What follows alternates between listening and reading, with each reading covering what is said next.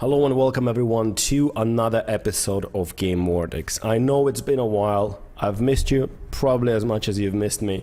It's a joke, but anyway.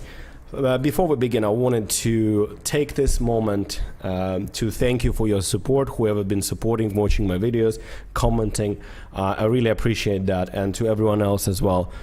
I hope you got a great Christmas. I hope you spent your Christmas just the way you wanted to. I hope you enjoyed your New Year, and from the bottom of my big heart here in the middle, I wanted to say to you and everyone else, your family, your relatives, I hope you have a good New Year, right? Happy New Year. I mean, it's the 4th already, so anyway.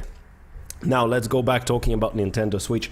We are just 8 days away from this event where Nintendo apparently is going to show off everything that there is to know about Nintendo Switch and hopefully please us, probably scare us as well, probably disappoint some of us, but we'll see.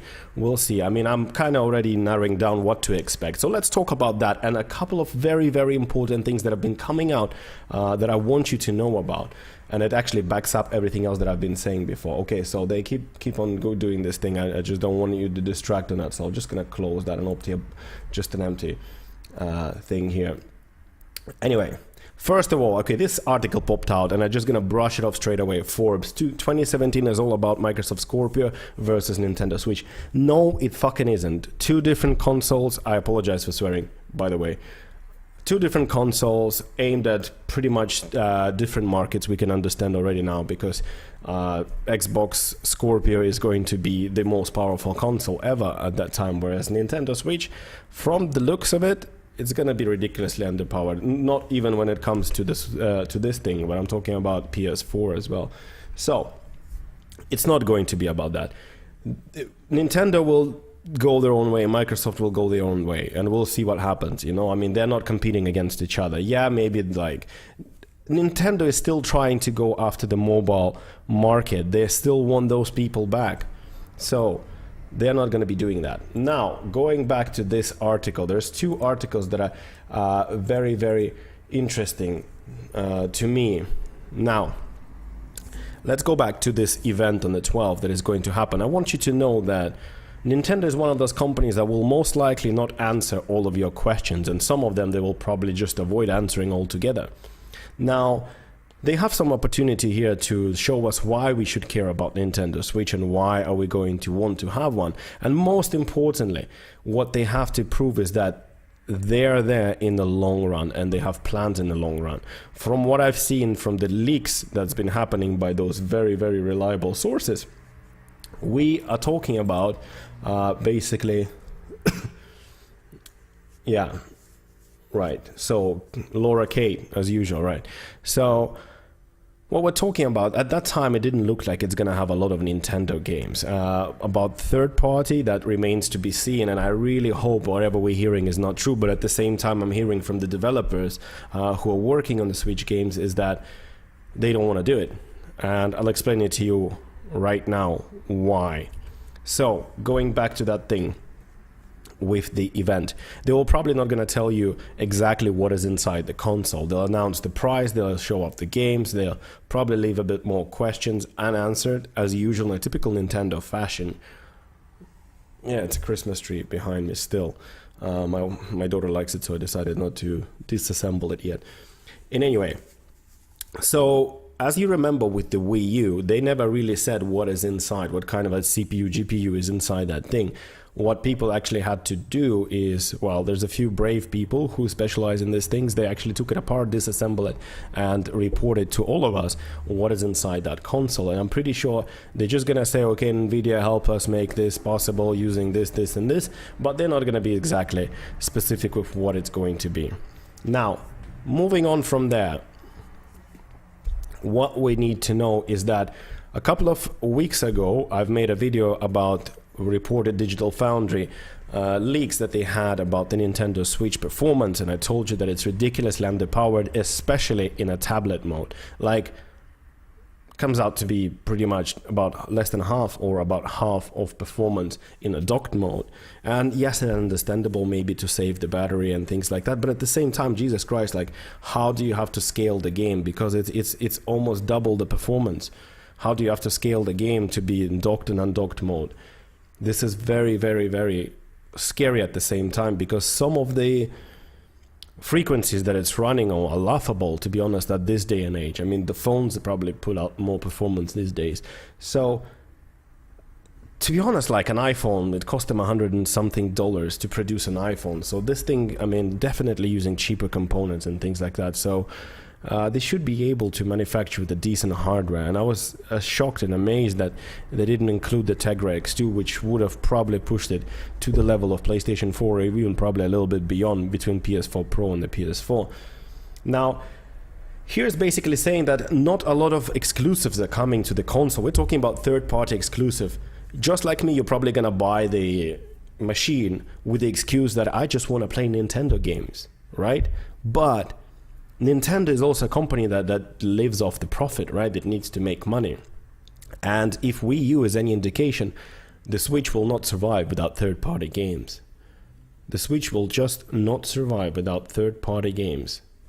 And this is very scary, because Wii U didn't survive, no matter how many exclusive the Nintendo actually pushed out to the console. It sold like, what, 12, 13, 14 million consoles in the whole lifespan of the console. This is not good. This is bad. This is abysmal performance, to be honest. So it's very bad. And here we have a few details, basically. The Beyond Good and Evil's Ubisoft. I mean, Ubisoft seems to be one of the few publishers in EA that have something coming up. So Beyond Good and Evil 2 will, I mean, apparently going to be an exclusive to the Nintendo Switch for about 12 months, or for a year, basically. Sort of like the Tomb Raider was exclusive to Xbox One for a year. And only after time it's going to come to PC and all that stuff. But other than that, I mean, obviously, yeah, the Ubisoft is still bringing this thing like Rabbids and Just Dance, you know, all those kiddie games. And surprisingly, what is happening here is that we don't really see anything extremely fresh, or at least from the current generations. Now, what interests me here is that I'll try to zoom that in for you. Basically, in an interview with the BioWare's Michael Gamble, he said that he doesn't have any plans to bring Mass Effect Andromeda to that machine. And to be honest, I know that it's not going to be able to run that game, first of all. So I'm not surprised with that. Of course, he's not going to come out and say, oh, this thing is shit, or it's bad performance-wise. So they said, okay, if the Switch launch they're just yammering for Mass Effect, who knows? We never want to close that door. Maybe they'll do some kind of iteration. It depends. The only way that the Switch will succeed is that after the initial burst of the supporters and the fans who they actually alienated back with the Wii U with the lack of third-party supports, after that drops down within the first year, this is where you need third-party support to appeal people that we still have stuff coming up from other developers. And obviously NBA 2K and Skyrim as well, which is great. I mean, they're not new games, they're from the last generation, don't forget that. And this is the worst part about it. Let's go to this article here. Now, the former Ubisoft rendering lead reveals that Nintendo Switch may not have the processing power to handle current generation game ports, which may hurt the console in this success in general. And this is going back to the same thing that I talked to you about earlier on. Look up the last video I think that I've done before I took a break about the performance. So what he's actually saying when he was done the interview is that the processing speed of Nintendo Switch is actually very, very, very low. So for the fans of the current generation games like Battlefield 1, that will be a disappointment to me as well. Like, we'll get back to that. So what he said, around 50% of modern game engine frame time goes to running compute shaders. 25.6 gigabytes per second is pretty low. I assuming that this is what is Nintendo Switch performance-wise when it comes to bandwidth. And as everybody knows, that 68 gigabytes per second, or gigabits in this case, of Xbox One isn't that great either. I mean, obviously PS4 is a bit more, and the PS4 Pro is even more, and then the other ones are going to be even higher. So the Switch certainly fares well against last generation console. And it's actually talking about Xbox 360 and PS3, which, I mean, they are 10 years old already, so it better be better than them. But Xbox One is significantly faster hardware. Straightforward cold port is not possible. Content also needs to be simplified. And this is the problem that I've been tooting about for a while. Now I'll just break it down for you how that works. Look at this way. When, obviously we know it's not Tegra X2, otherwise I wouldn't have this problem. When Nvidia released the Tegra X1 chip and like their Shield devices as well, it also released a specific, like an SDK basically for the developers to be able to port their games, because it's usually from x86 architecture going to ARM architecture.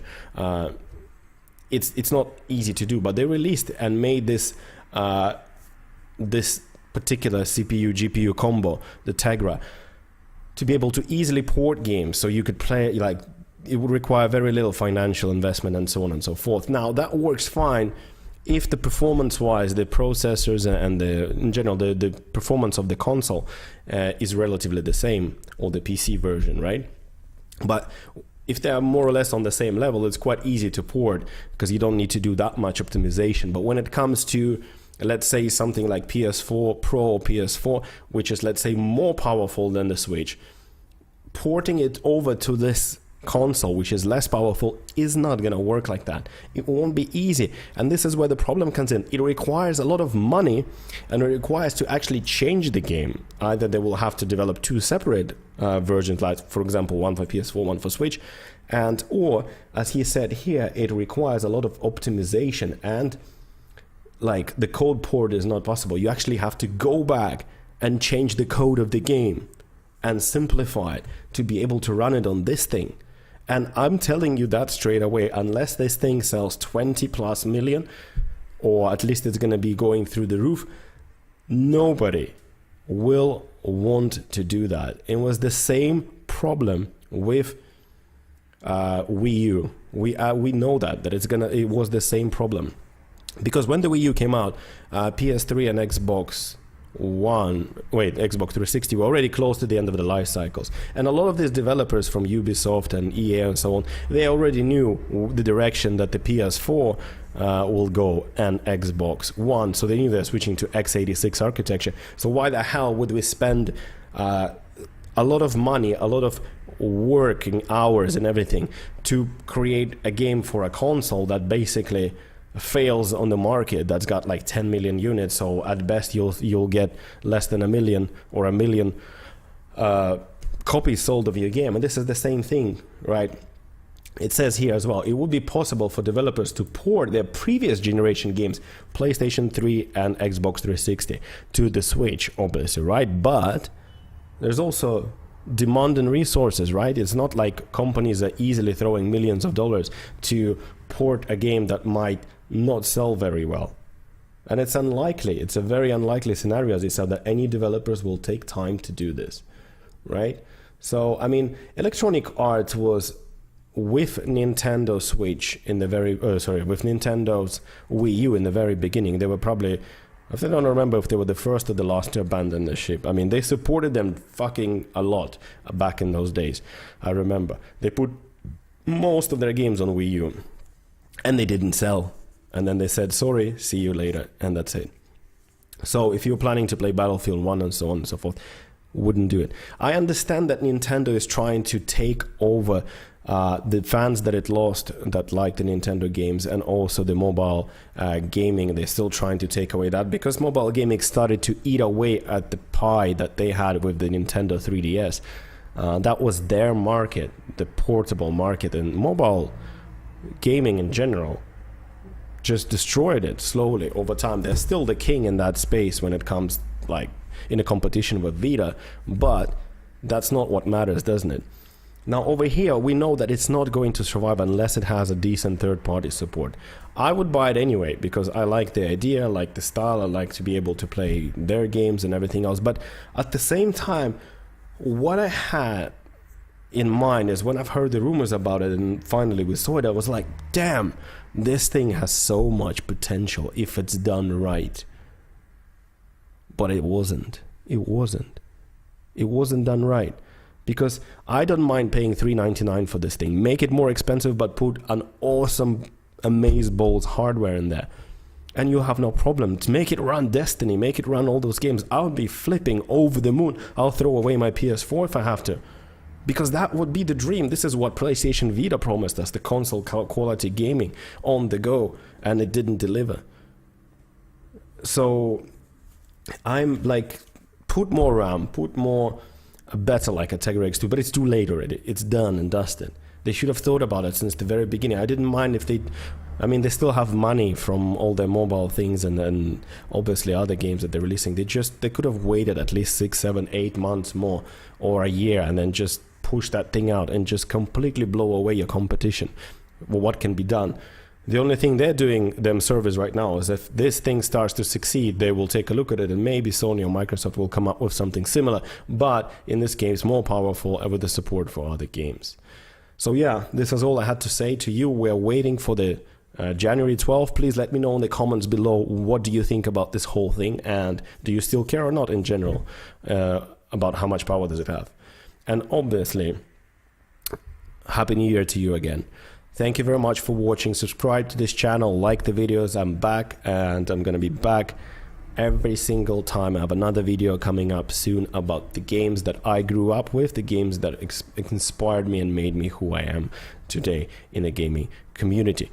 So yeah, thank you very much, guys, girls, and everyone else, and I'll see you all on the next episode of Game Vortex.